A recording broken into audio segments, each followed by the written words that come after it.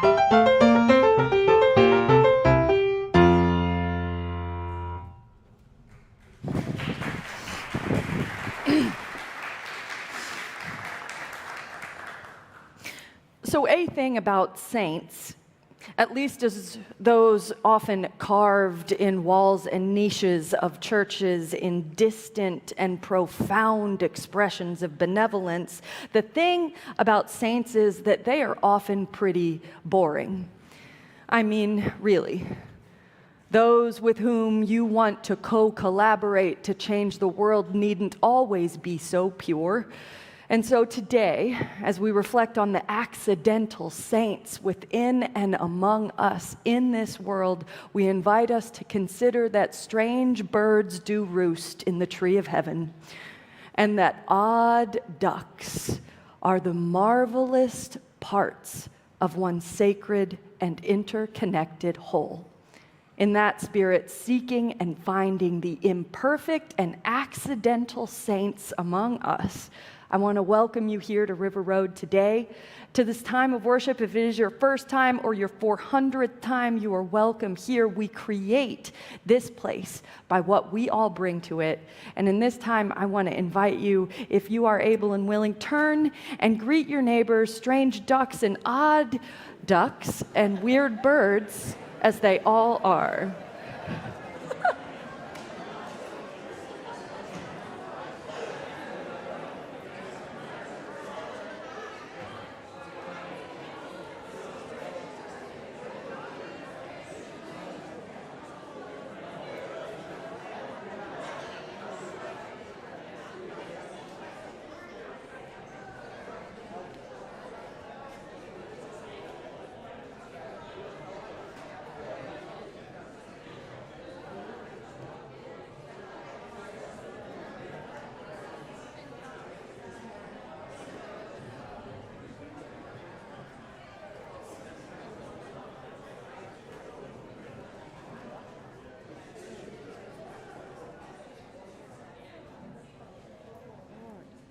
Good.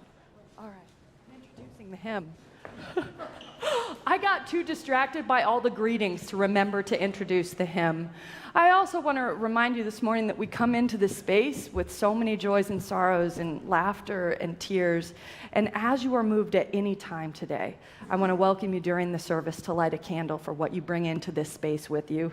And this morning, I want to invite you to sing together a song you might just know well about the light that we kindle within one another.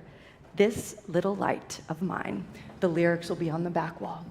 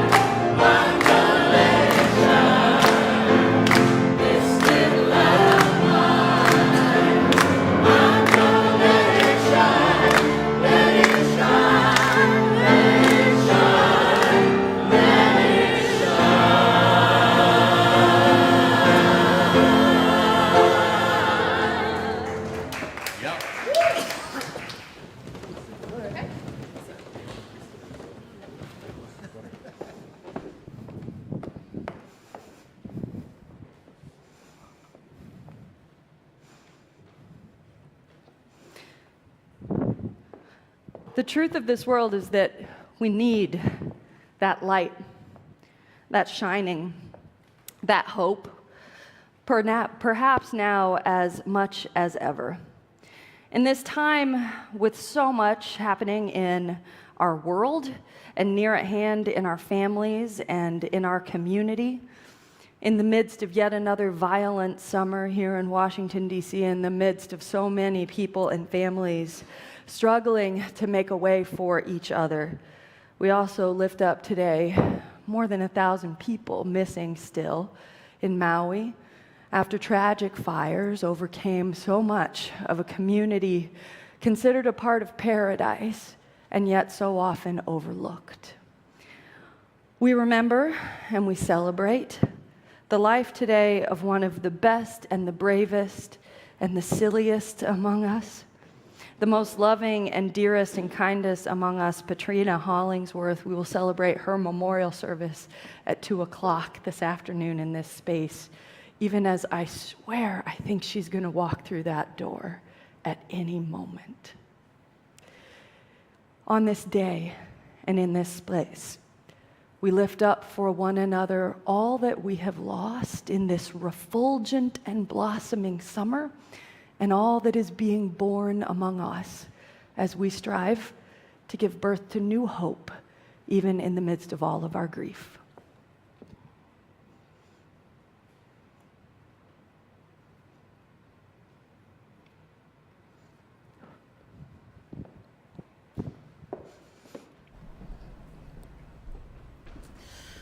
This morning's prayer comes from Pastor Nadia Bolz-Weber, She is the former pastor of the House for All Sinners and All Saints in Denver, Colorado.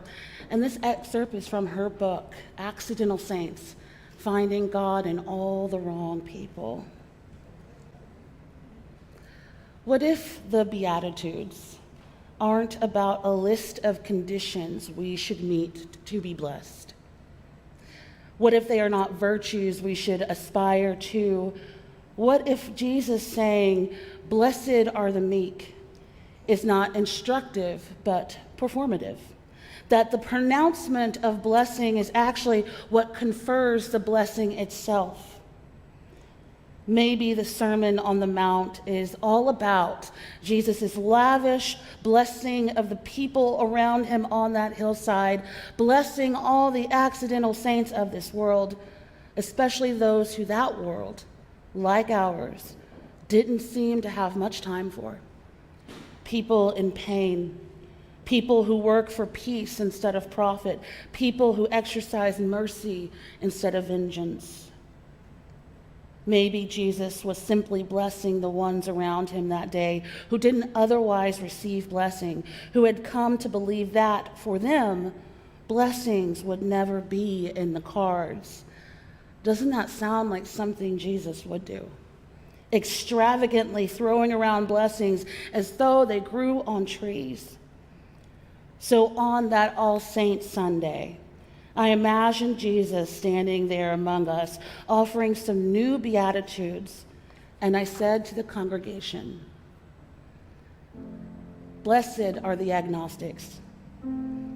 Blessed are those who doubt, who still aren't sure, who can still be surprised. Blessed are those who have nothing to offer. Blessed are they for whom death is not an abstraction. Blessed are they who have buried their loved ones, for whom tears could fill an ocean. Blessed are they who have loved enough to know what loss feels like. Blessed are they who can't fall apart because they have to keep it together for everyone else. Blessed are those who no one else notices. Blessed are the forgotten. Blessed are the closeted. Blessed are they who know there has to be more than this because they are right. Blessed are the merciful because they totally get it. May this be our prayer each and every day. May we each be blessed. Amen.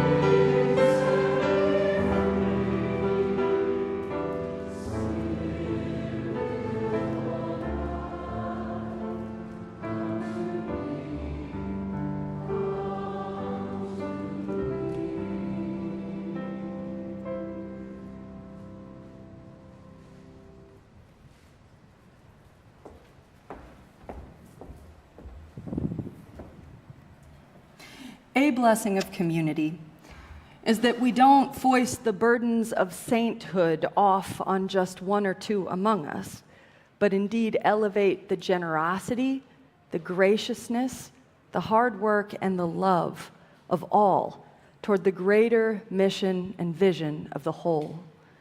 We are so blessed every month to share our extending the offering generosity outside these doors, giving of our many gifts, yes, of time, of talent, of treasure, and of dedication, to share our values and our hope and our tangible offerings for a world made more whole, so that all people everywhere might have the chance to thrive. We're so blessed that this month are extending the offering donations both on this Sunday and throughout the remainder of the month. You can make your gifts online in the basket. You know the drill. You can text to give 73256 in the amount. There's a pull down for our extending the offering recipient, which this month is To Be Well Fed. To Be Well Fed, you know, is a nonprofit run by the love and devotion of our own Kivra family, including Luther up here to be the ambassador for them, and so many others out of the building right across the bridge and through your dedication and devotion. To reflect more on what To Be Well Fed means and what this place means to its continued sustainability, I am delighted and blessed to invite Luther himself and, of course, our friend Tynesha Wright to reflect on the difference that she makes in her community alongside partners like us.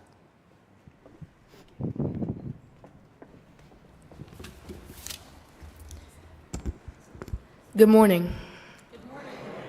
My name is Luther Kivra, and my family and I run the nonprofit To Be Well Fed. Every week, we rescue food from local grocery stores like Wegmans and Mom's Organic, as well as a farmer's market every Sunday. We deliver the food to students and families of at 4 schools and a community center in Congress Heights neighborhood, Ward 8. Ward 8 only has one full-service grocery store to serve 85,000 people. And just yesterday, there was a Washington Post article about how the store might close, leaving this area as a complete food desert. The work To Be Well Fed does also aligns with River Road's 8th principle by breaking down a food supply system that systemically oppresses the residents of the Ward 8 community. To Be Well Fed is deeply embedded in River Road. We utilize the Epic Room across the bridge and downstairs to store food before delivering it, and we work with a group of regular volunteers such as Lacey Morris and our minister's daughter, Ruth Ladd, who help with weekend food pickups. We also hold regular meal packing events for holidays. Today we are excited to be joined by Ms. Tanisha Wright from Congress Heights neighborhood, who work daily to get food and other needed resources to their community. Tanisha? Good morning, everyone. I don't normally do this, so they wound up getting me to come and speak to you guys just to tell you about the impact that this has helped the community I live in the same community that I work in. So as Luther said, we do only have one grocery store, and families, some don't have cars to drive to get food. So having a space that's in Congress Heights, we're located in the church, we're able to support the families. When I say the families come in and so excited and happy for the stuff that they're receiving, it makes a difference. And not only do we support them with just food, they also give us toiletries and different things for the family. So you'd be surprised the faces and the people that come in, how they so excited and they so happy to receive the services that you guys are giving. We also do wraparound service. So if a family need mental health service, they need clothing or anything, we're there to support them. I'm the program coordinator for Congress Heights Family Success Center, aligned with my other colleague. He couldn't be here today. His name is Lamont, and we just hired a family engagement specialist. Her name is Nicole. So we do this at work every day. If I had something else to do, I wouldn't be able to do it. I love the impact that I have on the families, the work that I do, and in the community. If I had to do another job, I would be sad. So I appreciate them so much of what they bring to us, and they're like family. When I see them, I get so happy because the family's like, they call, do y'all got food today? I'm like, no, they'll be here tomorrow. I'm like, no, they come on Friday. So, with everything that you guys do and what they do to support us, it makes a difference. And the families are so excited to receive the services. So I thank you guys, and thank you for letting me come in today and speak and tell you about this, what we bring to the families and what your support helps our families in the community of Ward 8. So thank you guys.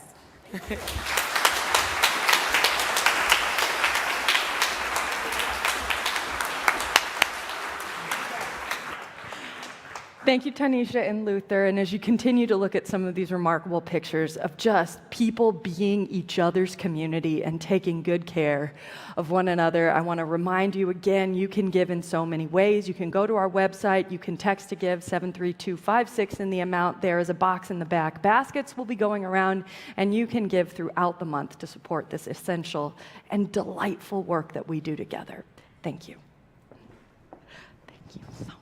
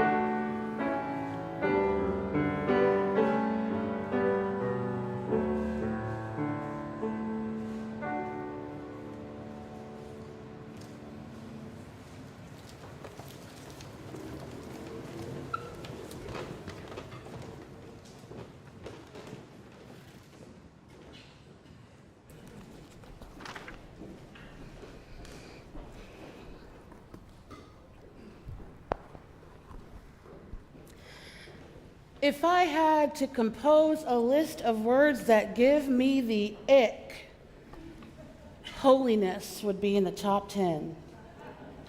A word packed with so much weight, a concept too lofty to achieve holiness. And by whose authority are we determined to be holy, and by what standards? And yet, John O'Donohue tells us that only holiness will call the people to listen now, reminding us that holiness is not about perfection or niceness, but that it is about belonging. So then the question becomes, what do we belong to? Because surely when we can answer that question, we can then proceed with our never-ending quest to be good and to figure it all out. The same cycle, the same trap, rinse and repeat. We often joke in professional ministry that most ministers only have one sermon and variations of that sermon that they preach time and time again. And for me, that is absolutely true. If I had to title my book of sermons, it would be Forget Your Perfect Offering. That is my deepest desire and my biggest struggle, and I know why. Look at this world. Look at our communities. Look at our own lives. We strive and try and do some more, only to have to do it all again. Because whether or not we achieve anything, more things arise. That's nature. That's work. That's being a human. That's survival. And there's a part of us that must survive, yes, and there's a part of us that yearns to let go of survival. And I believe that it is in that place, that space in between, that holiness waits for us. And when I've glimpsed that space in between, the doing and the being, when I've encountered that sacred space of my own or another's divinity, it has rarely been planned or predicted. It has seldom been on purpose. It has been wholly and blessedly accidental. The inspiration for this morning's word comes from two sources of wisdom. A book titled Accidental Saints, Finding God in All the Wrong People, that we've heard some readings from, and Beyoncé's world tour, currently underway, called Renaissance. On the surface, these two entities are seemingly at odds, but I found that they are at opposite ends of the same spectrum. On one end is a text written by a person of faith, exploring the wonder and the awe of stumbling upon grace and encountering the holy in the most unlikely of places. On the other end is what will likely be the highest grossing world tour of all time.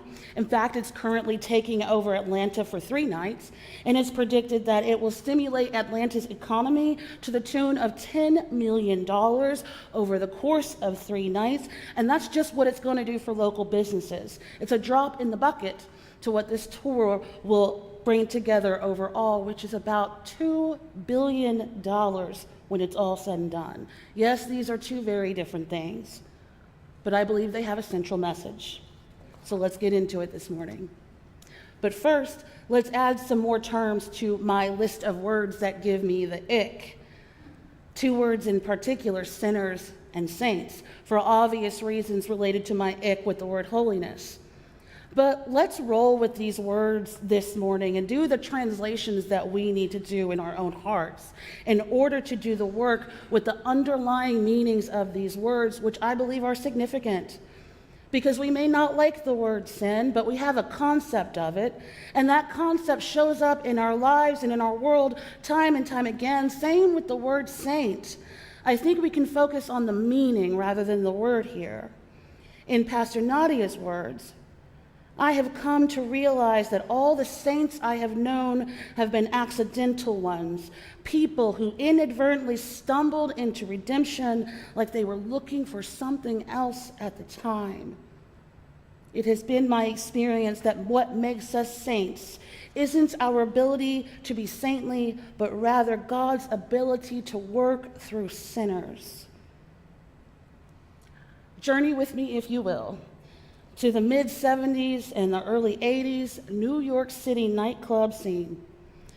Think Bianca Jagger arriving at Studio 54 on a white horse on her birthday in 1977.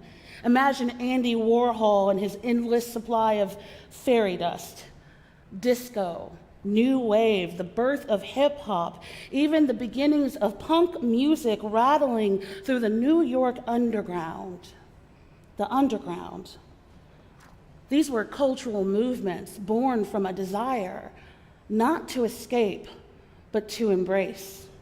To be with the other weirdos and misfits, to be deviant and fabulous and queer and glamorous and indulgent, to be free to be one of those people. In fact, a major hit during that time period was the song Rapture by Blondie. The first verse goes, toe to toe, dancing very close, barely breathing, almost comatose. Wall to wall, people hypnotized, stepping lightly, hanging each night in rapture. Now throw in some 90s rave culture and some house music, and you've got the aesthetic of the Renaissance World Tour. The music, the looks, the clothes, the designs, they're all built on this history of belonging despite not fitting in, being raptured to another time and place where the freaks and the weirdos rule the night, where people inadvertently stumble into redemption like they were looking for something else. A breakthrough single from the Renaissance album is titled, Break My Soul, as in, you won't break my soul. Now, the New York Underground, however you want to define it, wasn't all glitz and glamour. It had everything. Addiction, poverty, crime, corruption. The same people in those nightclubs, at the punk shows, doing dance battles under the beat of an MC in Brooklyn, those very same people were becoming addicted, struggling under poverty, engaging in crime, and living in literal war zones in the freshly created inner city. And yet, the Spirit flowed through them just the same, if not more profoundly than it would the most pious and upstanding of religious folk. We have the culture we have today because of what flowed through that underground in the decades leading up to the turn of the century, because those misfits and rebels listened to the holiness that was calling them and their people into redemption. Now, I've never experienced holiness through any doing of my own. Not in my week-long silent yoga retreat a few years ago, not in the quiet, peaceful, lavender-scented rooms of the many energy workers I've experienced, not even in the pews of the dozens of churches I've worshiped in throughout my life. Those experiences helped me listen. They've prepared me for stillness and contemplation, and they've been most welcome on my journey. But those true and tangible moments of holiness have occurred when I have had no other choice but to get out of my own way and experience it through the people around me. One such time occurred on November 26, 2015, in the streets of downtown Oakland, California. Upon hearing the verdict to acquit the man who murdered Trayvon Martin, myself and several of my seminary friends, we crammed ourselves into a friend's tiny little sedan, and we made our way to an unsanctioned, unplanned, and unpermitted protest that we had learned of through word of mouth. Over the course of the night, we would be joined by hundreds of people proclaiming that Black Lives Matter. But the main action that night took place in the city center square after the march. And in the wake of blazing fires and broken windows and alleged property destruction, rubber bullets, broken windows, destruction, tear gas, and flashbang grenades, the crowd began to fade away, leaving less and less of us civilians and more law enforcement. Now, in protests and large crowds, I often like to be on my own especially in a crowd like that night. I need to be able to slide in and out of places easily. I need to be invisible. So as various friends checked in with me throughout that night, I insisted that I was fine. I told them it's okay if you need to leave. I'll catch a ride home with so-and-so. Or don't worry about me. I see the train station right ahead of me, and when it's time for me to leave, I'll hop on. It's okay. I'm okay. Don't worry about me. And soon I found myself left with about 50 or so strangers. And even then still, I felt calm and confident. Even back then, I had some unspoken rules for myself in any large crowd, especially this kind of a crowd. First, I don't start fights. I don't try to control what others are doing around me or how they are expressing their rage, even if I wouldn't do it myself. I don't run unless I have to, and I don't get in a cop's face unless I have to, and I do that so that they can't see my face. I observe, I help folks if they need it, and I don't panic. Essentially, I aim to stay invisible in plain sight. But things escalated, and things escalated on all fronts, on all sides, and eventually there were just a few dozen of us left. At some point in the night, I looked around and I realized that we were all kettled in. Kettling is a crowd control tactic where enforcement locks a group of people into one place. And this is especially easy in a gridded and heavily surveilled city like Oakland or even like DC. And that was when I began to realize it might be time to go, to get out, to see just how invisible I could really be. And it was around that time that law enforcement gave their final push. They began to quickly advance in a tight formation. And this tight formation is important because if you know, you know. The goal is to pull you into that formation and behind the line to be able to take you off. So they start advancing on the small crowd, and the rubber bullets are flying, and at last I ran. I had the train station stairs in my sights all night long, and I knew when the train left every night, and I realized it was about that time, so I ran to the train station, down the stairs, only to find the gate closed and locked, all trains shut down due to civil unrest. How did I not see that coming? And finally, at long last, I was fearful. The only way out was back up those steps, which means that I would have to run directly towards the cops. And this whole realization took place in about 2 seconds, because when I saw the closed gate, I immediately turned around and ran back up. Now, in hindsight, I probably would have been safe, just huddled there in the stairwell. No one was looking for me, but I was panicking by that point. One of my rules, the best laid plans. But I did collect myself enough to be invisible once more, and I simply slipped out of the side of the kettle when I got back up the stairs.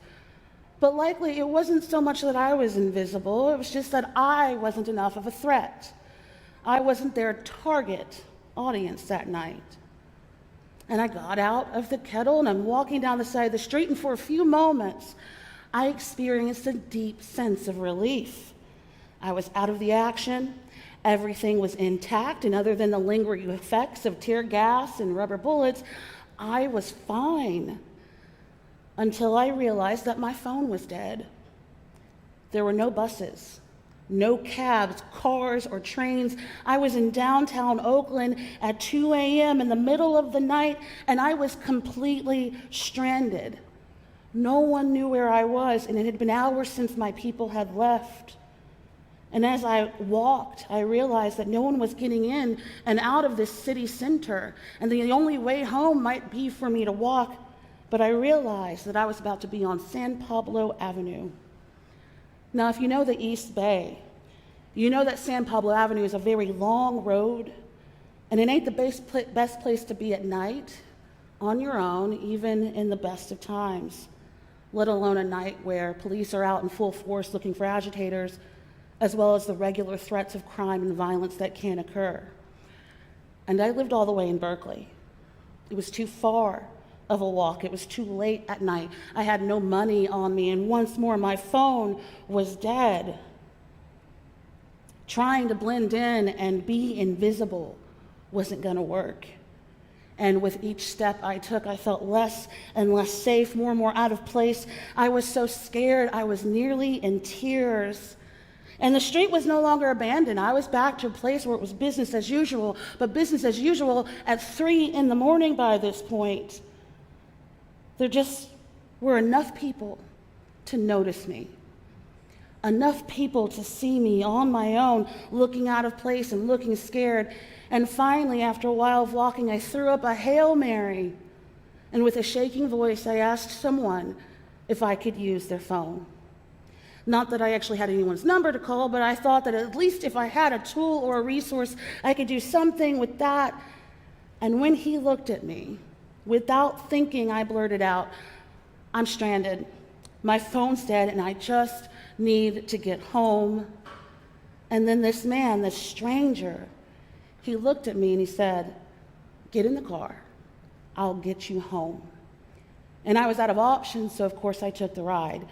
Now, I don't know what that young man rescued me from that night. Maybe I would have been fine. Maybe not. I'll never know. I don't know the ways in which he saved me in all of my young arrogance and error, but I know this. Had the tables been turned, I would not have done the same for him. I would not have entertained him using my phone. I would not have granted him entry into my car. I would have taken one look at him, and with all of my bias and stereotypes and fears, I would have said no if I had said anything at all. And yet, this man did for me what I would not have done for him. Whether or not I deserved it isn't even a factor, friends. What he showed me was grace. Yes, I saw the glory of the human spirit in the rebellion that happened that night at the city center. Of course I did. And it was inspiring and truthful and real. But I encountered the grace of God in that man. That young man who had nothing to do with the protests. That man who doesn't have to wait for a protest to be in danger. That man who did not have to care, but did. That grace happened in the space between what I wouldn't have done for him and what he did for me. And I don't know whether or not he was an accidental saint. I just know that that night I was an accidental sinner. There I was risking my safety to march for Black lives while actively upholding our own oppression. There I was perpetuating the very same racism and bias that oppresses me still. And as he dropped me off at my dorm in safe, serene, and gentrified Berkeley, after hearing my recount of what landed me stranded that night, his parting words to me were, "Don't do it again." He said, "Next time it might not be me who picks you up." And after that, my number one rule in large crowds became, don't overstay your welcome and make sure your phone is charged. It wasn't the last time I protested, but it was the last time I did that. Only holiness will call the people to listen now. I really do only have one sermon, but it's in 2 parts always. Yes, forget your perfect offering, but don't forget that that's how the light shines through. What holiness and grace and redemption and saint and sinner mean to you is up to you. How you are called to listen may be only known to you, but know that the call will always come from within the house, not from what we can control or make happen or how good or prudent or resourceful we can be, but from that space in between the sinner and the saint within us all. May we each find our way to those spaces, whether it be sweating it out on the dance floor or crying it out on the bedroom floor. Whether it be cross-legged in lotus position or on a mat, or screaming your heart out to your favorite song, wherever it is that you belong and whoever it is that you belong to. As Rumi says, between the ideals of wrongdoing and right doing, there is a field. I will meet you there. I believe that holiness waits for us in that field, if only we will listen. May it be so. Ashe, ashe, ashe.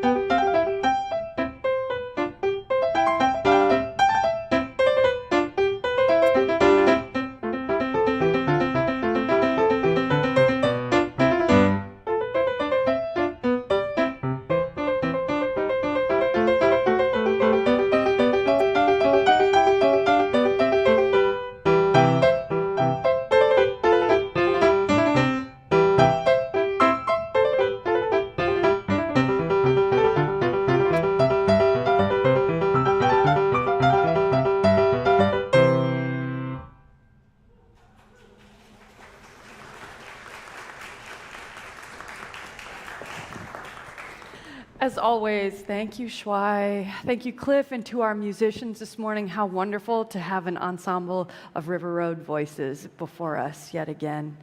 Also, our entire tech crew up there, Danny and Ajay and Tom and Hugh and the gang from To Be Well Fed, thank you for rolling with it. Thank you for being gracious and amazing. And thank you for your work. Community is a place where the accidental saints can stumble into one another. It's a place where the more than occasional sinners can find the love and acceptance of their fellow travelers. And what we do here on Sunday morning is often a way to point us toward the deeper relational interactions that happen in all that we do here in our lives. There are a few ways to connect and be a part of this community I want to lift up for you today, while also letting you know, like the e-weekly, it comes, there's lots of information, and as we're gearing up for the fall, there will be so much more. The community is more real when you connect, not just in these big ways, but in immediate ways, so that some smaller group of people can know that you count yourself among them. Religious education for children and youth is open for registration now. We'll be starting in September, and you can find the link on the homepage of our website. We're also opening registration for the youth choir, so we can lift all the voices in song come September. Starting next week, we have a virtual beginning and belonging class for newcomers. We're sharing it with 2 other congregations, so you can register to find out more about Unitarian Universalism and about this congregation. And we also, if you find yourself feeling like this might be a group of strange birds and odd ducks that you might count yourself among, we'll be opening our membership book for a signing ceremony after this service. You can meet Reverend Amanda and I right over there after the service if you're interested. We have a social justice retreat coming up September 9th. If you're interested in social justice and service here at River Road or beyond, I hope you'll mark your calendars for it. And finally, summer's not fully done. We have some exciting and different worship services coming up. Next week is our animal blessing, ever popular. Do indeed bring your pets or images of your pets. We'll be honoring the ways that these animal companions shape our lives, and we'll be honoring those animal companions whose life and blessing shaped us and shape us still even in loss. The week after that, we'll have an amazing drum circle, an embodied experience of worshiping together. So don't give up on summer yet. Do share so much of it here with us at River Road.